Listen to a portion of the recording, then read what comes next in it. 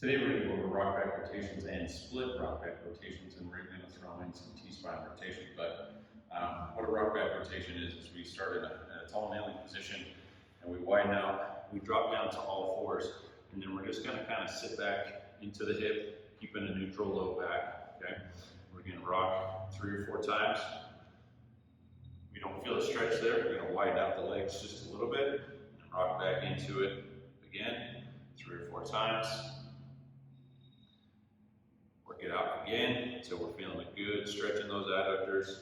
And the hard part about this is right there, I'm feeling a good stretch.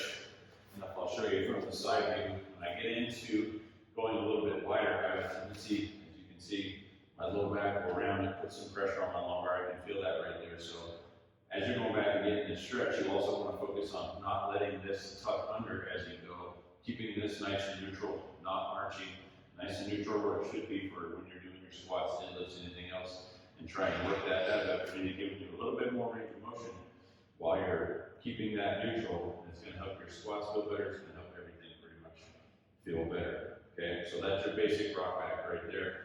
You can move the hands forward a little bit, sit back into it as far as you can. You can add a hold, down at the bottom. If you're really, really tight, sit back on it. Hold it for 3 to 5 seconds, or you can sit in this position for anywhere up to 2 minutes if you really want to work on some range of motion. So that's your basic rock back. Today we're going to throw in what I call a split or a half rock back.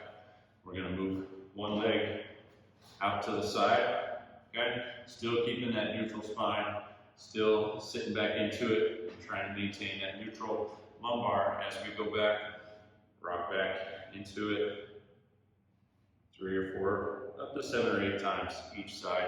You should be feeling a stretch on both sides, and you also want to don't let this leg bend. Keep that leg nice and straight. Keep the foot on the floor. You can slightly flare the toe out, but I kind of like to try and keep them straight and point forward, and that way you can feel that as you go through and rock back. The idea is that you're working that whole adductor complex all the way through on both sides. I want you to feel a little bit of stretch on this side as well. And then today, the most advanced version is we're just going to sit back, and this is one that's very tough. We're going to do a lift off, and I almost get a cramp trying to lift that off because my hips are so tight. What you're going to do is not only are you stretching that adductor, but when you activate those hip flexors and abductors, you're going to try and turn off, your body's automatically going to turn off those tight adductors, and hopefully we'll get a little bit more range of motion out of them.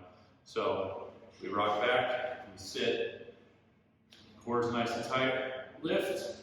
As you can see, I can barely lift it off without something cramping because I haven't been working my mobility as much as I should be. So that's a rock back with a lift. And then the last part is we're going to sit back, nice stretch, both sides, neutral lumbar, hand behind the head, elbow towards knee, elbow towards the sky, elbow towards the knee, elbow towards the sky. So we're going to throw in a thoracic component to it from the side. That's going to look like this. Okay, so this is our split. We're rocking back, trying to keep that, adjusting that lumbar, not letting it roll under as we go back. So we're tilting that just a little bit to make sure it maintains neutral, getting a really good stretch out of the adductor, keeping the off leg straight, sit back into that stretch, elbow up to the sky, down to the knee, up to the sky. You are going to get a little bit of thoracic flexion out of that as well, and a little bit of extension at the top, but you do want to open up and get some good T-spine rotation as you're working through it. So that's your 3 different levels of the rock back rotations.